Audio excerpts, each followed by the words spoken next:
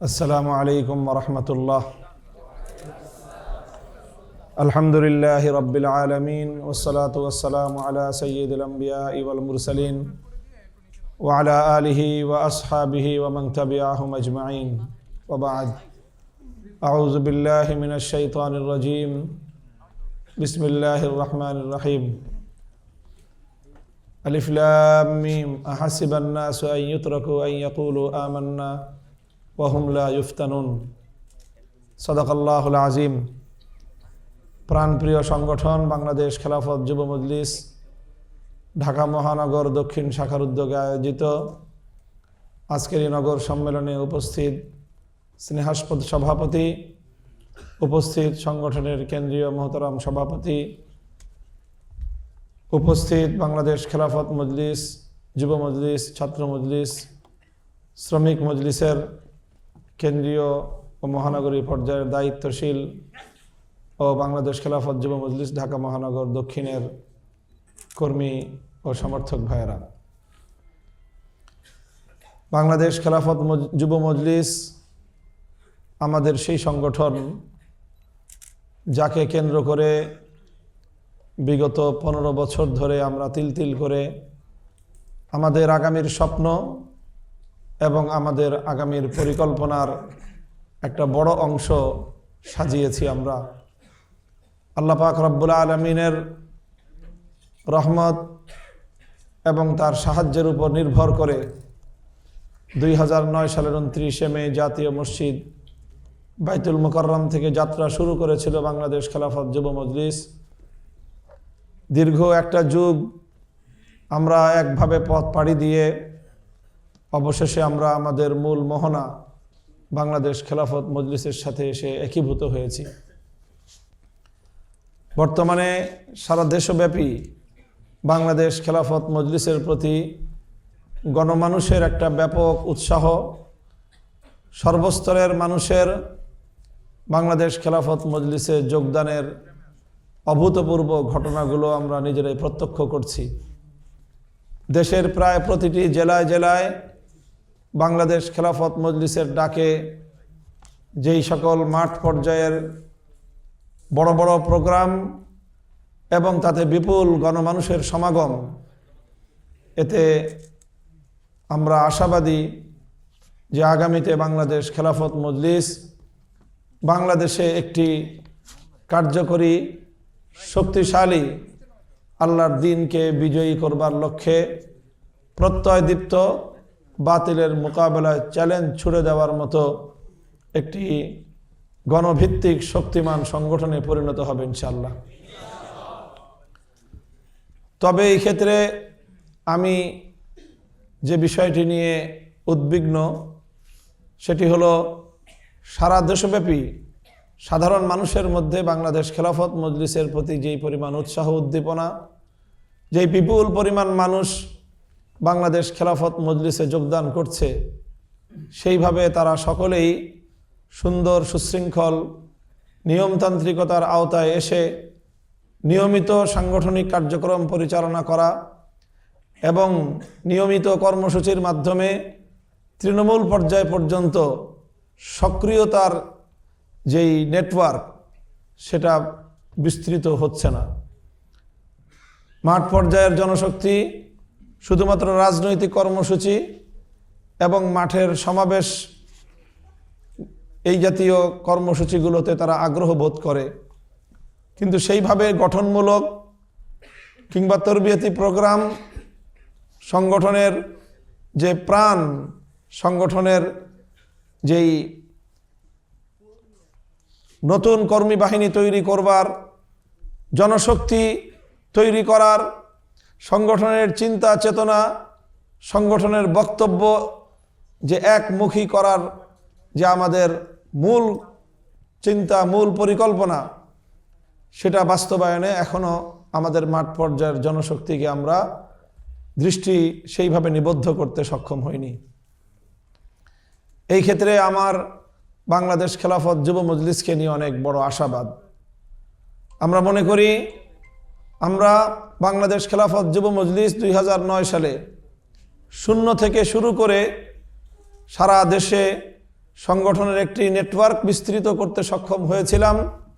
সেই সাথে দেশের প্রতিটি অঞ্চলেই প্রায় বাংলাদেশ খেলাফত যুব মজলিসের নেতাকর্মীরা তাদের যে নিয়মতান্ত্রিক যে কর্মসূচি, সাপ্তাহিক ভিত্তিতে 4 কাজ, ইসলাহি মজলিস, দাওয়াতি মজলিস, হালকায়ে তালিম এবং ইজতেমাই দাওয়াত, এই 4 কাজ, ত্রৈমাসিক কর্মসূচি, তরবিয়তি সফর, এই কর্মসূচিগুলোকে গুরুত্বের সাথে আঞ্জাম দিতে অভ্যস্ত হয়ে উঠছিল। সেই সাথে ইসলামের মূল 3 কাজ, দিন বিজয়ের 4 স্তর সহ সংগঠনের যে মূল বক্তব্য, সেটা জনশক্তির সকল পর্যায়ের জনশক্তিকে তাদের মুখে মুখে এই বাণীগুলো, এই বক্তব্যগুলো তুলে দেওয়ার প্রয়াস আমরা পেয়েছিলাম। আমি মনে করি বাংলাদেশ খেলাফত যুব মজলিসের সবচেয়ে বড় কাজ হবে গোটা বাংলাদেশের সকল জেলা, প্রাথমিক পর্যায়ে, দ্বিতীয় পর্যায়ে প্রত্যেকটি উপজেলাকে সাংগঠনিক এই নেটওয়ার্কের আওতায় এনে সংগঠনের সাপ্তাহিক ভিত্তিক 4 কাজ এবং ত্রৈমাসিক তরবিয়তি সফরের আওতায় এবং সকল জনশক্তিকে দিন বিজয়ের ইসলামের মূল 3 কাজ এবং দিন বিজয়ের 4 স্তর, এই মৌলিক 3টা বিষয়ের উপর গোটা সংগঠনকে আমরা অন্তত 1-2টা সেশনের মধ্যে বাংলাদেশের সকল উপজেলা লেভেলকে আমাদের এই নেটওয়ার্কের আওতায় নিয়ে আসা অবশ্যই জরুরি।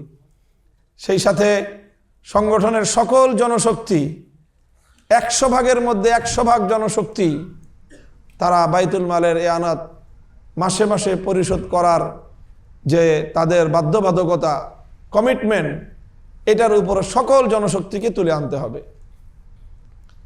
আলহামদুলিল্লাহ, সংগঠন আমরা মনে করছি, পর্যবেক্ষণ হলো আমার, যে বাংলাদেশ খেলাফত যুব মজলিসের চলতি সেশনে যে নতুন নেতৃত্ব গড়ে উঠেছে, আমরা যারা বিগত সেশনগুলোতে বাংলাদেশ খেলাফত যুব মজলিসের দায়িত্ব পালন করেছি, আমরা মূল সংগঠনের দায়িত্ব গ্রহণ করার পর একটা সম্পূর্ণ নতুন সেটআপ, তরুণ একটি নেতৃত্বের হাতে আমরা বাংলাদেশ খেলাফত যুব মজলিসকে তুলে দিয়ে আমরা নিশ্চিন্তে নির্বিঘ্নে গণসংগঠনের কার্যক্রম পরিচালনা করছি। কিন্তু আমাদের আশাবাদ যে আমাদের বাংলাদেশ খেলাফত যুব মজলিস এবং তার আগে বাংলাদেশ খেলাফত ছাত্র মজলিস, তারা নীরবে নিরবচ্ছিন্নভাবে গোটা দেশে সংগঠনের নেটওয়ার্ক তৃণমূলে একেবারে সম্পূর্ণ নেটওয়ার্ক বিস্তারের মাধ্যমে সারা দেশটাকে নিজেদের সাংগঠনিক আওতায় নিয়ে আসতে হবে। সেই কাজেই যেন বাংলাদেশ খেলাফত ছাত্র মজলিস এবং খেলাফত যুব মজলিস আত্মনিয়োগ করে। এই জন্য অবশ্যই আমি মনে করি যে এখানে বাইতুল মাল অত্যন্ত গুরুত্বপূর্ণ একটা ফ্যাক্টর। বাইতুল মাল একটা গুরুত্বপূর্ণ ফ্যাক্টর। বাইতুল মাল হলো একটা গাড়ি পরিচালনার জন্য ফুয়েল, জ্বালানি যেই ভূমিকা রাখে, একটা সংগঠন পরিচালনার ক্ষেত্রেও বাইতুল মাল সেই ফুয়েল এবং জ্বালানির ভূমিকা পালন করে। এই জন্য সকল জনশক্তি গুরুত্বের সাথে যথাসময়ে বাইতুল মালের এয়ানাত পরিশোধ করা, প্রতিটি অধস্থন শাখা ঊর্ধ্বতন শাখাকে নির্ধারিত সময়ের মধ্যে তার কোটা পরিশোধ করা এবং এইভাবে কেন্দ্রীয় পর্যায় পর্যন্ত সংগঠনের সকল যেই বাইতুল মালের যে নেটওয়ার্ক, সেটাকে শক্তিশালী এবং মজবুত করতে হবে। প্রিয় সাথী ও বন্ধুগণ, সেই সাথে এই যে 2টি কথা বললাম, একটা হলো নিয়মিত কর্মসূচি, নিয়মিত বক্তব্য, বাইতুল মাল। চতুর্থ বিষয় হলো যে সংগঠনকে আমরা এইভাবে ব্যক্তিকেন্দ্রিক গঠনমূলক কাজের পাশাপাশি গণসম্পৃক্ত কর্মসূচির মধ্যে আমাদের নেতাকর্মীদেরকে, দায়িত্বশীলদেরকে অভ্যস্ত করতে হবে। এই জন্য বিগত কয়েক সেশন ধরে আমরা প্রতিটি শাখায় শাখায় সমাজ কল্যাণমূলক কার্যক্রমের উপর জোর দিচ্ছি। প্রতিটি শাখাকে প্রতি মাসে অবশ্যই সমাজ কল্যাণমূলক, গণসেবামূলক, সাধারণ মানুষের কল্যাণে প্রত্যক্ষ মাঠে নেমে সকল জনশক্তি সহ কোনো না কোনো কর্মসূচি পালন করার উপর যে আমরা গুরুত্ব আরোপ করছি, মনে রাখতে হবে, আমরা যদি এইভাবে ডোর টু ডোর প্রতিটি মানুষের কাছে তার জন্য সেবা নিয়ে পৌঁছতে না পারি, তাহলে আমাদের দ্বারা যে কাঙ্ক্ষিত দিন বিজয়ের যে লক্ষ্য, সেই লক্ষ্যে পৌঁছা কখনোই সম্ভব হবে না। তাই এজন্য চতুর্থ কাজ হলো আমাদের যে এইভাবে সারা বাংলাদেশের প্রতিটি শাখায় শাখায়, একেবারে তৃণমূলের ছোট্ট থেকে ছোট্ট উপশাখাও অবশ্যই প্রতি মাসে অন্তত একটা করে সমাজ কল্যাণমূলক কর্মসূচির উদ্যোগ নেবে। নতুন নতুন ভাবনা তৈরি করতে হবে, নতুন নতুন আইডিয়া ক্রিয়েট করতে হবে, কিভাবে আমরা গণমানুষের সেবায়, মানুষের চাহিদা এবং তাদের খেদমতে আমরা নিজেদেরকে নিবেদন করতে পারি। সেই জন্য সংগঠনের প্রতিটি শাখাকে এটা নিয়ে ভাবতে হবে, জনশক্তিকে সেই জন্য নিজেদের মনোযোগ আত্মনিয়োগ করতে হবে। আর 5 নম্বর হলো যে সেই সাথে আন্দোলন এবং সংগ্রামের একটা অভ্যস্ততা গড়ে তুলতে হবে। অন্য সব কাজ, অনেক মানুষ আছে যে সব কাজ করে কিন্তু আন্দোলনের কর্মসূচিতে মাঠে পাওয়া যায় না। এটা অনেকটা ফার্মের মুরগির মতো, হাত আছে, পাও আছে, মাথা আছে, পাখনা আছে, সবই আছে, কিন্তু উঠতেও পারে না, দৌড়াইতেও পারে না। তো এইরকম ফার্মের মুরগি দিয়ে কিন্তু ইসলামের বিজয়, তাকলিবে দিনের 3য় এবং 4র্থ ধাপ অতিক্রম করা কখনোই সম্ভব হবে না। এই জন্য একই সাথে এই কাজগুলোর সাথে সাথে আন্দোলন সংগ্রাম, মাঠে ময়দানে যখন যেই কর্মসূচির প্রয়োজন দেখা দিবে, তখন যেন আমরা এই কর্মসূচি পালনের ক্ষেত্রে আমরা সর্বাগ্রে ভূমিকা পালন করতে পারি। এই 5টি কথা আপনাদের দায়িত্বশীল হিসেবে আমি আপনাদের সামনে উপস্থাপন করলাম। সেই সাথে আপনারা বাংলাদেশ খেলাফত যুব মজলিসের সকল পর্যায়ের দায়িত্বশীল এবং কর্মীদেরকে আমি কঠোরভাবে নির্দেশনা প্রদান করছি যে ভ্রাতৃপ্রতিম অন্যান্য সংগঠনগুলোর সাথে অথবা মতবিরোধপূর্ণ অন্যান্য সংগঠনগুলোর দায়িত্বশীল কর্মী নেতাদের সাথে আমাদের আচরণ যেন হয় এমন যেটা উদারতায় এবং যেটা শিক্ষায় ভরপুর থাকবে। অন্য সাধারণ মানুষ যেন আমাদের কথা, আমাদের বক্তব্য, আমাদের কাজ দেখে তারা যেন আমাদের সংগঠন সম্পর্কে ভালো ধারণা অর্জন করে। অন্যদেরকে নিয়ে যতটা না আমরা পড়ে থাকব, নিজেদের বিষয়ে তার চেয়ে বেশি আত্মবিশ্লেষণ আমরা করব। সংগঠন অনেক দায়িত্বশীল, অন্যদেরকে নিয়ে আমরা অতিমাত্রায় ভাবনা ভাবি। নিজেদের ভাবনার চেয়ে অন্যদের ভাবনা, এটা কোনোই ভালো লক্ষণ না। কাজে এই বিষয়ে সংগঠনের সকল পর্যায়ের দায়িত্বশীলদের প্রতি আমার উদাত্ত আহ্বান থাকবে, যা অন্যদের ত্রুটি যদি যতটুকু নজরে পড়ে, সেটা অন্যদের সেই ত্রুটি সংশোধনের চেয়ে সেই ত্রুটি দেখে নিজের ত্রুটিকে সংশোধন করার প্রতি আত্মনিয়োগ করতে হবে।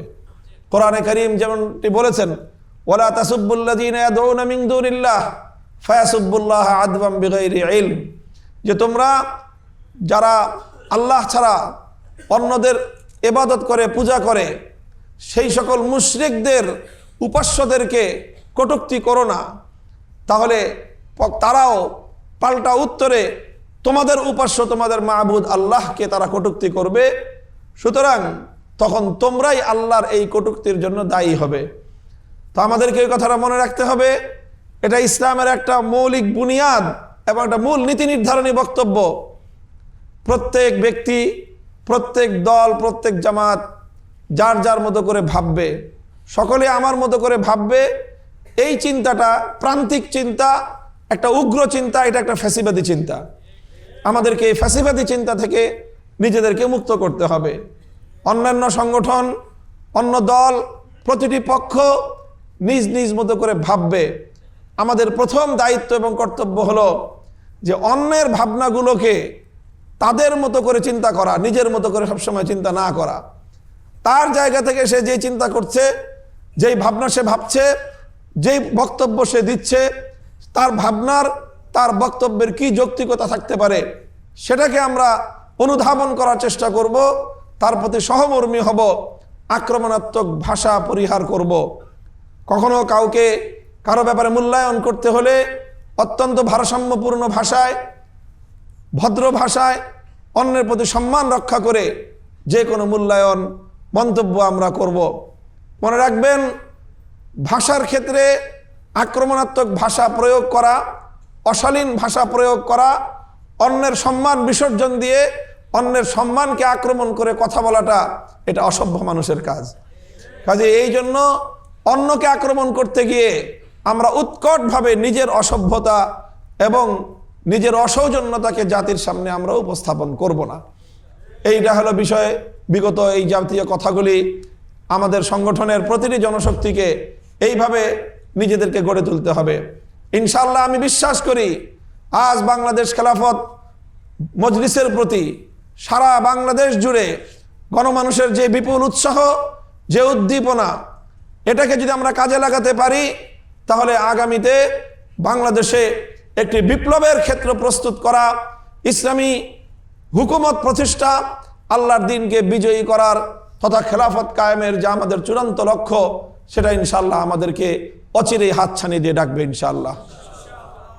আমরা বাংলাদেশ খেলাফত যুব মজলিস শুরু থেকে আরেকটা মৌলিক দর্শনকে সামনে রেখে আমরা কাজ করে আসছি।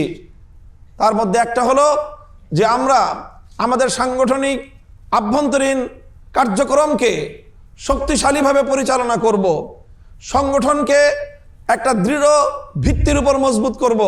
গোটা বাংলাদেশে বাংলাদেশ খেলাফত যুব মজলিসের, খেলাফত ছাত্র মজলিসের আওতায় প্রশিক্ষিত একটা জনশক্তির নেটওয়ার্ক এবং বিশাল বহর আমরা তৈরি করব। সেই সাথে আমরা বৃহত্তর পরিবেশে একটি ব্যাপক গণভিত্তিক একটা ঐক্যের প্ল্যাটফর্ম তৈরি করার জন্য আমরা কাজ করব। একই সাথে যুগপথ আমাদের এই দুটি কাজ আমরা যে পরিচালনা করব, এটা আমাদের হঠাৎ করে গ্রহণ করা কোনো পরিকল্পনা নয়। এটা বছরের পর বছর ধরে এই চিন্তা চেতনায় লালিত একটি সংগঠন হলো বাংলাদেশ খেলাফত যুব মজলিস। আবার বলছি, একদিকে আমরা নিজেদের সংগঠনকে শক্তিশালী করব, প্রতিটি জনশক্তিকে সর্বোচ্চ মান এবং কোয়ালিটির ভিত্তিতে প্রতিটি জনশক্তির মানোন্নয়নের ক্ষেত্রে আমরা আপসহীন ভূমিকা পালন করব। আবার অন্যদিকে বৃহত্তর একটা ইসলামী ঐক্য গড়ে তুলে আল্লাহর এই জমিনে আল্লাহর দ্বীনকে বিজয়ী করে খেলাফত প্রতিষ্ঠার চূড়ান্ত লক্ষ্যে পৌঁছার জন্য আমরা উদারতার ভিত্তিতে আমরা কার্যক্রম পরিচালনা করব। এইটা হলো একটা নীতি, যেই নীতিকে আমরা বলেছি যে নিজেদের মধ্যে আজিমত, অন্যদের সাথে রুখসত, নিজেদের সংগঠনের আভ্যন্তরীণ নীতিমালা এবং পলিসির ক্ষেত্রে কঠোর নীতি অবলম্বন, অন্যদের সাথে সর্বোচ্চ উদারতার নীতি অবলম্বন। একই সাথে কঠোরতা এবং উদারতার এই দুই নীতির মিশেলে বাংলাদেশ খেলাফত যুব মজলিসকে তার অভীষ্ট লক্ষ্য পানে অগ্রসর হয়ে যেতে হবে। প্রিয় দিনী ভাইয়েরা, আমি আবারও আজকের নগর সম্মেলন আয়োজনের জন্য বাংলাদেশ খেলাফত যুব মজলিস ঢাকা মহানগর দক্ষিণ শাখাকে আমি আন্তরিক অভিনন্দন জ্ঞাপন করছি। আপনারা এখানে যারা যারা আজ উপস্থিত রয়েছেন, অবশ্যই বর্তমানে ঢাকা মহানগর দক্ষিণে আপনাদের অবস্থান হতে পারে, আপনাদের নির্দিষ্ট গ্রামের বাড়ি, জন্মস্থান, দেশের বাড়ি বাংলাদেশের বিভিন্ন অঞ্চলে হয়ে থাকতে পারে। আগামী যে জাতীয় সংসদ নির্বাচন আসছে, গণভোট আসছে, এটি আমাদের রাজনৈতিক একটি গুরুত্বপূর্ণ মাইলফলক। এই সময়টায় আমাদের সংগঠন যেন একটি ভালো ফলাফল করতে পারে, আমাদের সংগঠনের নেতাকর্মীরা সারা দেশে নির্বাচনকে কেন্দ্র করে আমাদের নিজেদেরকে একটু প্রশিক্ষিত করার, একটু ঝালাই করে নেওয়ার একটা মোক্ষম সুযোগ। কিন্তু এটা মনে রাখতে হবে যে নির্বাচন কিভাবে হয়, নির্বাচনের কার্যক্রম কিভাবে পরিচালিত হয়, নির্বাচনে কারচুপি কিভাবে হয়, ভোট ডাকাতি কিভাবে হয়, সন্ত্রাস কিভাবে হয়, কালো টাকার ছড়াছড়ি কিভাবে হয় এবং এই সকল অপকর্মগুলোকে কিভাবে প্রতিরোধ করতে হয়, এই বিষয়গুলোর বাস্তব ভিত্তিক হাতে কলমে প্রশিক্ষণের জন্য নির্বাচনে সরাসরি নিজেরা জড়িত হয়ে ভূমিকা পালন করা ছাড়া এই বিষয়ক প্রশিক্ষণ অর্জন করার বিকল্প কোনো রাস্তা নাই। এই জন্য এটাকে আমাদের একটা মোক্ষম একটা সুযোগ মনে করতে হবে যে এই সুযোগে আমরা আমাদের সকল জনশক্তিকে নির্বাচন কেন্দ্রিক একটা প্রশিক্ষিত জনশক্তিতে আমরা পরিণত করব। আমরা বৃহত্তর একটা ঐক্যবদ্ধ নির্বাচন করবার দিকে ধীরে ধীরে আমরা অগ্রসর হচ্ছি। সেই ক্ষেত্রে নিজ নিজ এলাকায় যারা আমাদের সমর্থিত যেই প্রার্থী থাকবে তার সাথে থেকে সেখানে একদিকে আমাদের সম্মিলিত এই রাজনৈতিক শক্তিকে বিজয়ী করার ক্ষেত্রে ভূমিকাও পালন করতে হবে, সেই সাথে নিজেদের গোটা সংগঠনের সকল জনশক্তিকে এই উপলক্ষে একটা ভালো প্রশিক্ষণের এই সুযোগটাকে কাজে লাগাতে হবে। সেই সাথে যাদের পক্ষে সম্ভব হয় আমাদের যেই সকল সাংগঠনিক গুরুত্বপূর্ণ দায়িত্বশীলদের সম্ভাবনাময় যে আসনগুলোতে আমরা নির্বাচনে প্রতিদ্বন্দ্বিতা করছি সেই আসনগুলোর ব্যাপারে আপনারা প্রত্যেকে অতিরিক্ত আলাদা করে মনোনিবেশ করতে হবে। প্রয়োজনে শাখাগুলো থেকে প্রত্যেকটা শাখা নির্বাচন কেন্দ্রিক নিজেরা টিম গঠন করে করে মাঝে মাঝে সংশ্লিষ্ট আমাদের আসনে নিজেরা গিয়ে 1 দিন 2 দিন 5 দিন 7 দিন একটা পরিকল্পনার আওতায় সেখানে নির্বাচনী কার্যক্রমে অংশগ্রহণ করতে হবে। এইগুলো মোটামুটি আপনাদের প্রতি নির্দেশনা থাকলো, পরামর্শ থাকলো। আশা করি বাংলাদেশ খেলাফত যুব মজলিস ইনশাআল্লাহ তার অভিষ্ট লক্ষ্য পানে সেভাবেই সামনের দিকে অগ্রসর হয়ে যাবে। বাংলাদেশ খেলাফত যুব মজলিসের প্রাক্তন দায়িত্বশীল অনেকেই এবারে নির্বাচনে তারা প্রতিদ্বন্দ্বিতা করছে। আমি মনে করি এটিও বাংলাদেশ খেলাফত যুব মজলিসের একটি অ্যাচিভমেন্ট, একটি অর্জন। আর বাংলাদেশ খেলাফত যুব মজলিস যেইভাবে আমাদের আগামী দিনের দায়িত্বশীল গড়বার কারখানা হিসেবে এটাকে আমরা বিবেচনা করছি, সেই জায়গায় বাংলাদেশ খেলাফত যুব মজলিস তার দায়িত্ব, তার কার্যক্রম সেই বিবেচনায় অব্যাহতভাবে পালন করে যাবে। আল্লাহ পাক রব্বুল আলামিন আমাদের সকলকে তার দিন বিজয়ের লক্ষ্যে যথাযথ কর্মপন্থা গ্রহণ করে সেটাকে বাস্তবায়ন করার একমাত্র আল্লাহর সন্তুষ্টি এবং পরকালীন মুক্তির লক্ষ্যে আমাদেরকে সকল ভূমিকা পালন করার তৌফিক দান করুন। ওয়া আখিরু দাওয়ানা আলহামদুলিল্লাহি রাব্বিল আলামিন।